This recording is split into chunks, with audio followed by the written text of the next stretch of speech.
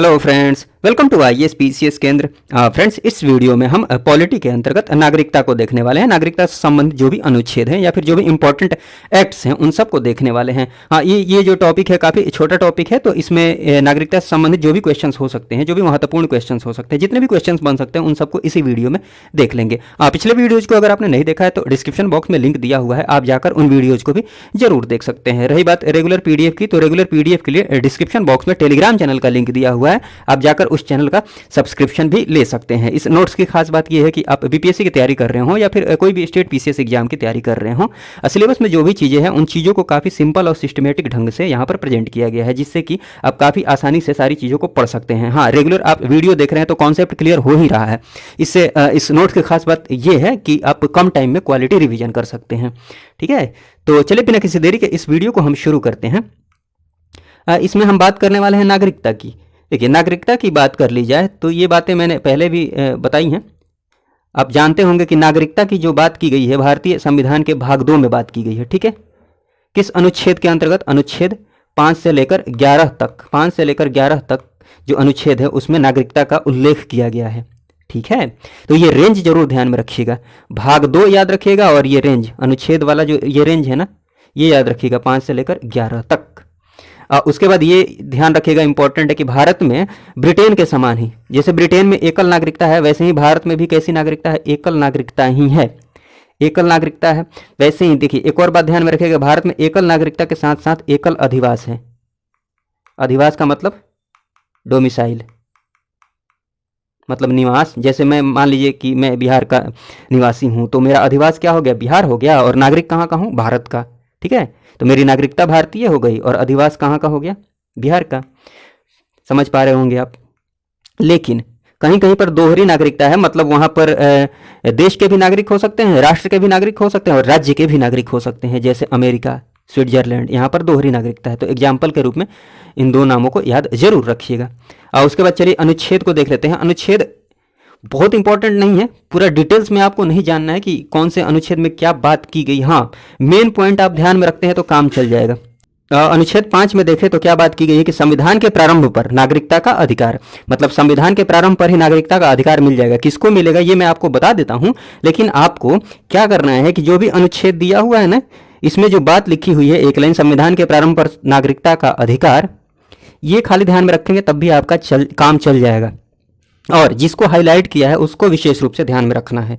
मतलब ये सारे बहुत इंपॉर्टेंट नहीं है, बस हल्का फुल्का आप एक नज़र देख सकते हैं एक एक लाइन। हालांकि इसमें क्या क्या बातें लिखी गई है वो भी मैं आपको बता देता हूं, लेकिन जो हाईलाइट किया गया है ना उसको विशेष रूप से आप ध्यान रखिए और बाकी जो चीज़ें हैं उनको एक दो नज़र बस देखते रहिए।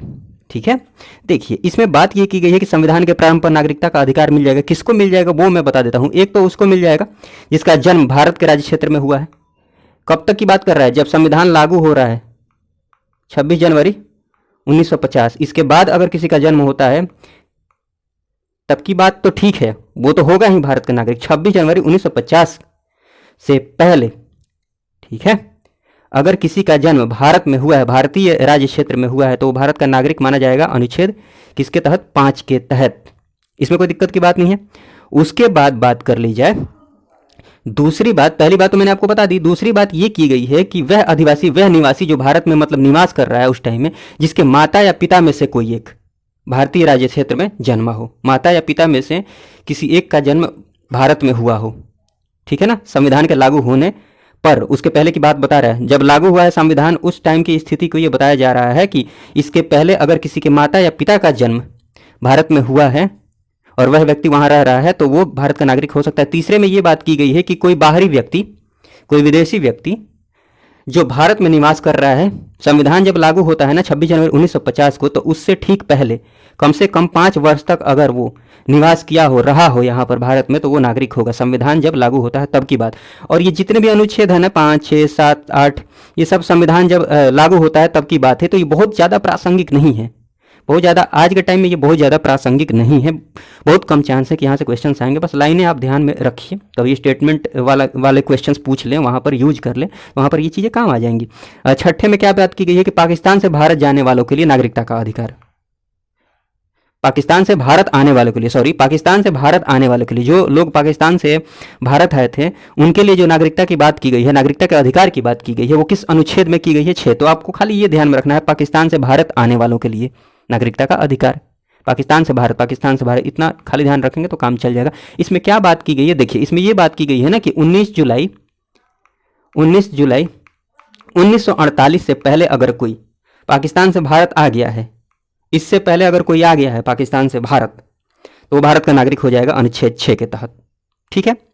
अगर 19 जुलाई को आता है या फिर इसके बाद आता है और 6 महीने तक, 6 माह तक यहाँ पर रहता है, तो उस टाइम जो सक्षम अधिकारी थे, सक्षम अधिकारी कहने का मतलब ये हुआ जो भी इस कार्य के लिए नियुक्त किए गए थे, जो डोमिनियन सरकार थी भारत की, उनके द्वारा जो भी अधिकारी नियुक्त किया गया था रजिस्ट्रेशन के लिए, अगर वो रजिस्ट्रीकृत कर लेता है उस व्यक्ति को जो 6 माह से रह रहा है, कब आया है वो? 19 जुलाई को आया है या फिर उसके बाद आया है, लेकिन 6 माह से रह रहा है, 6 माह से रह रहा है, ये कब की बात चल रही है अभी?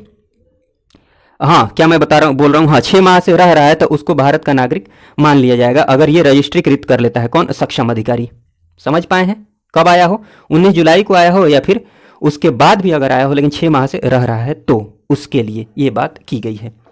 इसके बारे में बात की जाए, 7वें अनुच्छेद की बात की जाए, तो 7वें अनुच्छेद में ये बात की गई है कि भारत से पाकिस्तान जाने वालों के लिए, 6ठे में जो पाकिस्तान से भारत आते हैं उनके लिए नागरिकता का अधिकार, 7वें में पाकिस्तान, भारत से पाकिस्तान जाने वाले, भारत से पाकिस्तान जाने वाले का मतलब मैं समझा देता हूँ आपको। देखिए, इसमें ये बात की गई है ना कि 1 मार्च 1947 से पहले या 1947, 1 मार्च 1947 तक अगर कोई पाकिस्तान चला गया है भारत से, ठीक है, अगर फिर वो वापस आना चाहता है, क्योंकि आपको भी पता है कि बंटवारे के बाद काफ़ी दंगा फसाद, मतलब उधर के लोग इधर आए, इधर के लोग उधर गए, ठीक है ना, ये बोला गया था ना जिसको जिधर जाना है वो जा सकते हैं। फिर ये भी देखा गया काफ़ी दंगा फसाद होता है, काफ़ी आतंक मच जाता है, तो कुछ लोगों को ये लगता है कि हम गलत आ गए हैं, तो उनको भूला भटका हुआ समझकर ये बोल दिया जाता, मतलब उनको भूला भटका हुआ समझकर ये प्रावधान रखा जाता है अनुच्छेद 7 के तहत कि जो लोग भारत से पाकिस्तान आना चाहते हैं वो और कौन वाले लोग, जो 1 मार्च 1947 से पहले या 1 मार्च 1947 तक पाकिस्तान गए हैं और वो अगर भारत आना चाहते हैं तो उनको नागरिकता प्रदान की जाएगी अनुच्छेद 7 के तहत।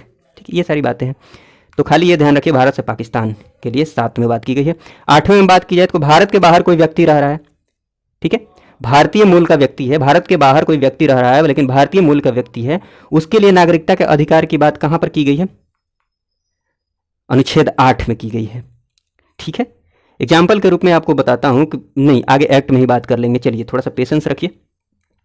9वें में क्या बात की गई है कि स्वेच्छा से, ये इंपॉर्टेंट है, थोड़ा सा ध्यान रखिएगा, अनुच्छेद ये देकर तो नहीं पूछता है बट ये स्टेटमेंट बहुत यूज किया जाता है क्वेश्चन में, इसीलिए ये बात जरूर ध्यान में रखिएगा कि अगर स्वेच्छा से किसी विदेशी राज्य का नागरिक होने पर, स्वेच्छा से अगर कोई विदेशी राज्य का नागरिक बन जाता है, खुद की मर्जी से अगर कोई विदेशी राज्य की नागरिकता एक्सेप्ट कर लेता है तो भारत की नागरिकता उसकी स्वतः ही समाप्त हो जाएगी, अपने आप समाप्त हो जाएगी अगर किसी विदेशी राज्य की वो नागरिकता ले लेता है तो। ये आप पहले से भी जानते हैं, लेकिन ये अनुच्छेद 9 में बात की गई है।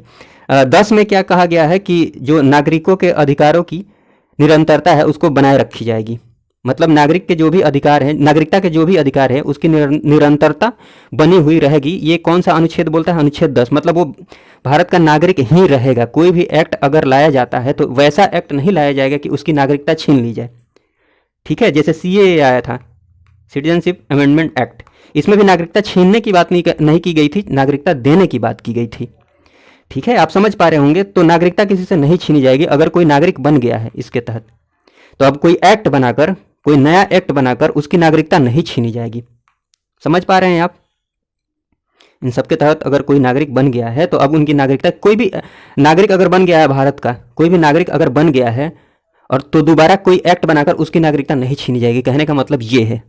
ठीक है, हाँ, कुछ एक एक्सेप्शन है, उनको आगे हम देख लेंगे किस केस में नागरिकता समाप्त हो जाती है, वो अलग बात है, बट नॉर्मल केस में नागरिकता के अधिकारों की निरंतरता मेंटेन रखी जाएगी, मतलब निरंतरता बनाई रखी जाएगी अनुच्छेद 10 के तहत। संसद में कोई एक्ट बनाकर किसी की नागरिकता नहीं छीनी जाएगी। उसके बाद 11वें में क्या बात की गई है कि नागरिकता संबंधित कानून जो बनाने का अधिकार है किसके पास है? संसद के पास है। तो ये थोड़ा इंपॉर्टेंट है, ध्यान रखिएगा। चलिए, भारतीय नागरिकता अधिनियम जो आता है, पहला एक्ट जो आता है 1955 में आता है, भारतीय नागरिकता अधिनियम। उसके बाद भी बहुत सारे अधिनियम आते हैं, संशोधन आते हैं, ठीक, वो सारी बातें हैं, बट ये इंपॉर्टेंट है, थोड़ा सा ध्यान रख लीजिए। और एक लेटेस्ट वाला जो आया है उसको देख लेंगे। देखिए, भारतीय नागरिकता अधिनियम 1955 में ये बात की गई है कि भारतीय नागरिकता 5 प्रकार से प्राप्त की जा सकती है। ये पांचों प्रकार का नाम खाली ध्यान में रखेंगे तब भी आपका काम चल जाएगा। एक तो दिया हुआ है जन्म से, दूसरा वंशानुगत, तीसरा पंजीकरण से, रजिस्ट्रेशन से, तीसरा देशीकरण नेचुरलाइजेशन से, पांचवा अर्जित भूमि के समामेलन द्वारा। ठीक है, मतलब by acquisition of land, land के एक्विजिशन से, अधिग्रहण से। खैर, मैं एक एक करके बता देता हूँ, बट आपको नाम याद रखना है। किस प्रकार से नागरिकता ली जा सकती है? जन्म से, वंशानुगत से, पंजीकरण से, देशीकरण से, अर्जित भूमि के समामेलन से। जन्म से में बात की जाए तो देखिए, जन्म से में खाली आपको नाम ध्यान रखना है, बट इसमें क्या बातें कही गई है वो भी थोड़ा सा आप ध्यान रख सकते हैं। बाकी ये ध्यान रखेंगे तभी आपका काम चल जाएगा। देखिए, इसमें बात ये की गई है कि 26 जनवरी 1950 को, मतलब 26 जनवरी 1950 को या फिर उसके बाद अगर किसी का जन्म होता है भारत में तो वो भारत का नागरिक होगा। ऑब्वियस सी बात है, ठीक है। हाँ, एक्सेप्शन के रूप में आप ये ध्यान रखिएगा कि अगर कोई विदेशी राजनयिकों के बच्चे यहाँ पर जन्म लेते हैं, विदेशी राजनयिक मतलब एम्बेसडर हो गया, एम्बेसडर वगैरह हो गए, राजदूत वगैरह हो गए, जो विदेशी मतलब बाहर के देशों के यहाँ पर जो रहते हैं, उनके अगर बच्चे पैदा होते हैं तो वो भारत के नागरिक नहीं होंगे। एक्सेप्शन में ये थोड़ा सा ध्यान रखिएगा। एक्सेप्शन में ये भी ध्यान में रखिएगा कि शत्रुओं के अधीन, अगर भारत में शत्रुओं के अधीन, शत्रुओं के कब्जे में कुछ लोग हैं, कहीं पर हैं, ठीक है, और वहाँ अगर किसी बच्चे का जन्म होता है तो वो भी भारत के नागरिक नहीं होंगे। शत्रुओं के अधीन कोई जगह है वहाँ पर, ठीक है। मान लीजिए प्लेन हाईजैक कर लिया किसी शत्रु ने भारत में और वहाँ पर कोई बच्चे का जन्म हो गया किसी विदेशी का। आप समझ पा रहे होंगे मैं क्या बोल रहा हूँ। उसके बाद वंशानुगत की बात की जाए, वंश अनुक्रम से, वंश के अनुसार, तो माता या पिता में से अगर किसी का जन्म भारत में हुआ है, हाँ, डेट यही है 26 जनवरी 1950 या उसके बाद। देखिए, 26 जनवरी से पहले की बात तो यहाँ इसमें कर दी गई है, यहाँ पर प्रारंभ पर, भारत आने जाने, ये तो काम खत्म हो गया, अब इसका कोई मतलब है नहीं, ये कोई इसकी कोई विशेष प्रासंगिकता नहीं है, तो उसकी प्रासंगिकता नहीं है। तो उसी के बाद तो ये एक्ट लाया गया है ना। देखिए, संसद के द्वारा 11वें अनुच्छेद में बोला तो क्या है कि एक्ट बनाया जा सकता है नागरिकता के लिए, तो इसमें बात की गई है वंश परंपरा द्वारा, अगर माता या पिता में से अगर किसी का जन्म यहाँ पर होता है, ठीक है, तो भी वो भारत का नागरिक होगा। पंजीकरण के द्वारा, रजिस्ट्रेशन के द्वारा, एग्जाम्पल के रूप में ये ध्यान रखिएगा कि रजिस्ट्रेशन के द्वारा, ठीक है, कोई नागरिक बन सकता है। जैसे भारतीय मूल, यहाँ बोला था ना मैं कि एग्जाम्पल दूंगा, भारतीय मूल का कोई व्यक्ति है, रजिस्ट्रेशन के द्वारा वो नागरिक बन सकता है, बट उसे मिनिमम कितना वर्ष यहाँ पर रहना पड़ेगा? 7 वर्ष तक। अगर भारतीय मूल का व्यक्ति है तो रजिस्ट्रेशन के द्वारा उसको नागरिकता मिलेगी कितने वर्ष तक, लेकिन उसको रहना पड़ेगा मिनिमम 7 वर्ष तक रहना पड़ेगा। देशीकरण की बात की जाए, नेचुरलाइजेशन की बात की जाए, तो इसके माध्यम से कोई विदेशी यहाँ का नागरिक बन सकता है, ठीक है। लेकिन उसके लिए अगर नागरिक कैसे बनेगा भाई? अगर कोई विदेशी देशीकरण के लिए आवेदन करता है भारत सरकार को और भारत सरकार उसका आवेदन एक्सेप्ट कर लेती है तो वो नागरिक बन जाएगा। लेकिन उसके लिए कंडीशन क्या है कि उसको, उस विदेशी को 10 वर्ष तक मिनिमम यहाँ पर निवास करना पड़ेगा, रहना पड़ेगा। हाँ, एक तो होता है 5वें की बात कर लिया तो अर्जित भूमि के समामेलन द्वारा। मान लीजिए किसी देश से युद्ध हुआ और लैंड का एक्विजिशन हो गया, अधिग्रहण हो गया, ज़मीन आपके हाथ में, हमारे हाथ में आ गई, और वहाँ पर अगर कोई लोग हैं तो वो भारत के नागरिक हो जाएंगे। ठीक, आप समझ पा रहे होंगे। तो लैंड एक्विजिशन के द्वारा भी भारत की नागरिकता मिल सकती है किसी को। उसके बाद बात की जाए नागरिकता की समाप्ति किस किस प्रकार से होती है, 3 प्रकार हैं, ये ध्यान रखिएगा। नागरिकता जो एक्ट है, ये वाला एक्ट जो अभी बताया ना, ये भारतीय नागरिकता अधिनियम 1955, इसके तहत 5 प्रकार से नागरिकता मिल सकती है और 3 प्रकार से नागरिकता छीनी जा सकती है। कैसे? अन्य देश की नागरिकता ग्रहण करने पर स्वतः ही नागरिकता समाप्त हो जाएगी। अनुच्छेद 9 में भी लिखा हुआ है, एक्ट में भी बात की जा रही है। देखिए, दूसरे में बात की जाए तो अगर नागरिकता कोई त्यागता है भारत की तब भी उसकी नागरिकता समाप्त हो जाएगी, सिंपल सी बात है। हाँ, सरकार द्वारा अगर वंचित कर दिया जाता है नागरिकता से तब भी उसकी नागरिकता समाप्त हो जाएगी। किस केस में वंचित कर दिया जा सकता है? अगर वह उस व्यक्ति ने कपट के द्वारा, झूठ के द्वारा भारत की नागरिकता अर्जित की है, भारत की नागरिकता ली है, समझ पा रहे होंगे आप, या फिर उसने कोई राष्ट्र विरोधी कार्य किया हो तो उसको नागरिकता से वंचित किया जा सकता है। ये सारी बातें हैं। और देखिए, ये बातें मैंने आपको बता दी है कि देशीकरण के आधार पर विदेशी को 10 वर्ष तक भारत में निवास करना अनिवार्य है, उसको नागरिकता चाहिए। तो पंजीकरण के आधार पर भारतीय मूल के व्यक्ति को 7 वर्ष के लिए यहाँ पर निवास करना अनिवार्य है। ये मैंने बता दिया कि भारत में एकल नागरिकता और एकल अधिवास का प्रावधान है। फिर नागरिकता संशोधन अधिनियम 2019 जो आया था, इसको थोड़ा सा देख लीजिए। ये संसद से पारित होता है फाइनली 11 दिसंबर 2019 को, लेकिन लागू कब होता है ये डेट याद रखिएगा। लागू कब होता है? 10 जनवरी 2020 को ही मतलब लेटेस्ट जो नागरिकता संशोधन अधिनियम है ये लेटेस्ट यही है 2019, इसीलिए आप ये डेट याद रख सकते हैं। लागू होता है 10 जनवरी 2020 को। और ये जो एक्ट लाया गया था, ये संशोधन किया गया था, नागरिकता संशोधन अधिनियम ये लाया गया था, कब लाया गया, क्यों लाया गया था? अफगानिस्तान, पाकिस्तान और बांग्लादेश की जो माइनॉरिटी है ना, जो अल्पसंख्यक है, अल्पसंख्यक मतलब कौन कौन? हिंदू, सिख, बौद्ध, जैन, पारसी और ईसाई, इनको नागरिकता प्रदान करने के लिए ये वाला संशोधन लाया गया था, संशोधन अधिनियम लाया गया था 2019, नागरिकता संशोधन अधिनियम 2019। जरूर ध्यान में रखिएगा, किनके लिए? अफगानिस्तान, पाकिस्तान और बांग्लादेश के हिंदू, सिख, बौद्ध, जैन, पारसी और ईसाइयों के लिए। ठीक है, चलिए इसके बाद हम क्वेश्चंस को देख लेते हैं। इनसे संबंधित जितने भी महत्वपूर्ण क्वेश्चंस हो सकते हैं, जो भी क्वेश्चंस हो सकते हैं, सारे के सारे क्वेश्चंस घटना चक्र के हैं, तो अच्छे ही क्वेश्चंस हैं वो। मिनिमम तो आपका ये, आपकी प्रायोरिटी ये होनी चाहिए कि सबसे पहले जो भी आप टॉपिक पढ़ते हैं उस टॉपिक से संबंधित जितने भी क्वेश्चंस हो सकते हैं ना, कम से कम घटना चक्र के क्वेश्चन तो कर ही लीजिए। उसके बाद रिवीजन करते रहिए इस नोट से, काफ़ी है। हाँ, जब एग्जाम नज़दीक आता है, जब सिलेबस कंप्लीट हो जाता है, नज़दीक आने की बात नहीं है, एग्जाम नज़दीक की बात नहीं है, जब भी आपका सिलेबस कंप्लीट हो जाता है तो आप प्रैक्टिस सेट को लगाते रहिए। मतलब मिक्स्ड सब्जेक्ट, जो मिक्स सब्जेक्ट वाला प्रैक्टिस सेट है, सारे सब्जेक्ट्स जिसमें मिले हुए हैं। हाँ, वैसे टॉपिक पढ़ते जा रहे हैं, क्वेश्चंस को लगाते जाइए, कम से कम घटना चक्र को लगाते जाइए, वो कम से कम भी है और काफ़ी भी है। हाँ, रिवीजन क्या कीजिए, हमेशा करते रहिए।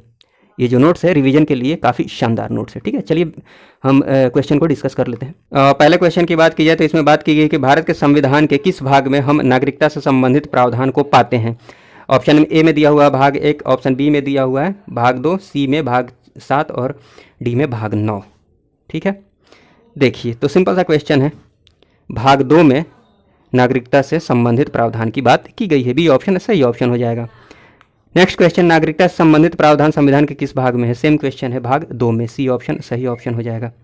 उसके बाद बात करते हैं कि भारतीय संविधान के कौन से अनुच्छेद नागरिकता से संबंधित है? भाग 2 में बात की गई है, अनुच्छेद कहाँ से कहाँ तक? 5 से 11 तक के जो अनुच्छेद है ये नागरिकता की बात करते हैं, 5 से लेकर 11 तक। तो कौन सा ऑप्शन सही ऑप्शन हो जाएगा? सी ऑप्शन सही ऑप्शन हो जाएगा, 5 से 11। नेक्स्ट क्वेश्चन है कि भारतीय संविधान में निम्न में से कौन सी नागरिकता प्रदान करता है? भारतीय संविधान, भारत का जो संविधान है निम्न में से कौन सी नागरिकता प्रदान करता है? ऑप्शन ए में है दोहरी नागरिकता, बिल्कुल नहीं। बी में है एकल नागरिकता, ठीक है। उपर्युक्त दोनों, सी में है, डी उपर्युक्त में से कोई नहीं। देखिए बी ऑप्शन सही ऑप्शन हो जाएगा, एकल नागरिकता। उसके बाद बात कर ली जाए कि भारत में नागरिकता की निम्नलिखित विशेषताओं में से कौन सही है? चलिए पढ़ते हैं। यहाँ पर दिया हुआ है राज्य तथा राष्ट्र की दोहरी नागरिकता, बिल्कुल नहीं है यहाँ पर, ये अमेरिका में है, स्विट्जरलैंड में है। दोहरी नागरिकता अपने यहाँ नहीं है, तो इसको काट दीजिए। राज्य की एकल नागरिकता, राज्य की नागरिकता नहीं है, राज्य का अधिवास होता है, निवास होते हैं, ठीक है ना, राज्य के निवासी होते हैं।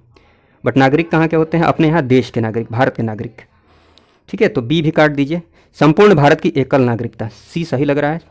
और भारत और अन्य देश की दोहरी नागरिकता, ये गलत है, सी ऑप्शन सही ऑप्शन है, सी ऑप्शन सही ऑप्शन हो जाएगा। नेक्स्ट क्वेश्चन की बात कर ली जाए। नेक्स्ट क्वेश्चन है कि भारतीय नागरिकता नहीं प्राप्त की जा सकती है। कैसे नहीं प्राप्त की जा सकती है? देखिए, जन्म के द्वारा प्राप्त की जा सकती है, ये मैंने बताया है, इसके द्वारा तो की जा सकती है। देशीकरण के द्वारा भी की जा सकती है, किसी भूभाग के समामेलन द्वारा, ठीक, किसी भूभाग को मान लीजिए अपने देश में मिला लिया गया तो उसके द्वारा भी की जा सकती है। भारतीय बैंक में धन जमा करके नहीं, इसका कोई मतलब नहीं है, तो डी ऑप्शन सही ऑप्शन हो जाएगा। फिर है कि भारत का एक नागरिक अपनी नागरिकता खो देगा। कब खो देगा? उसकी नागरिकता कब समाप्त हो जाएगी? स्टेटमेंट क्या है? पहला स्टेटमेंट है कि भारतीय नागरिकता का परित्याग करता है। तो अगर कोई भारतीय नागरिकता का परित्याग कर देता है तो ठीक है, खो जाएगी उसकी नागरिकता, पहला वाला सही है। दूसरे में बात की जाए, स्वेच्छा से अगर वो किसी अन्य देश की नागरिकता प्राप्त कर लेता है तब भी खत्म हो जाएगी, दोनों बात सही है। किसी अन्य देश के नागरिक से विवाह करता है तो नहीं, ऐसी कोई बात हमने अभी पढ़ी नहीं है, ऐसा कुछ नहीं है। सरकार की आलोचना करता है, नहीं, सरकार की आलोचना करने से नागरिकता नहीं समाप्त होगी। 1 और 2 सही है, सी ऑप्शन सही हो जाएगा। नेक्स्ट क्वेश्चन है कि भारत के संदर्भ में निम्नलिखित कथनों पर विचार कीजिए। इसमें दिया हुआ है कि भारत में केवल एक ही नागरिकता और एक ही अधिवास है, ठीक है, ये सही बात है, एक ही नागरिकता और एक ही अधिवास है। पहला वाला स्टेटमेंट सही है, इसका मतलब बी और डी तो वैसे ही काट सकते हैं क्योंकि 1 दिया ही नहीं हुआ है। समझ पा रहे हैं मैं क्या बोल रहा हूँ? फिर दिया है कि जो व्यक्ति जन्म से नागरिक हो केवल वही राष्ट्राध्यक्ष बन सकता है, मतलब राष्ट्रपति बन सकता है। देखिए, उसको नागरिक होना चाहिए, कोई जरूरी नहीं कि जन्म से ही हो, बाद में भी नागरिक बनता है तो भारत का राष्ट्राध्यक्ष अर्थात राष्ट्रपति हो सकता है।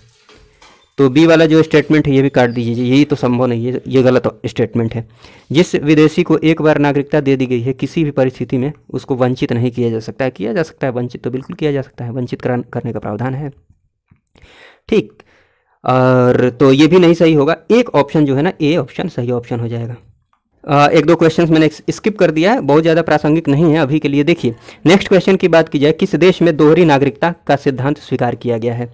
ऑप्शन ए भारत की बात, ऑप्शन बी में कनाडा की बात की गई है, ऑप्शन सी में ऑस्ट्रेलिया की, ऑप्शन डी में संयुक्त राज्य अमेरिका की बात की गई है। तो डी ऑप्शन सही ऑप्शन हो जाएगा।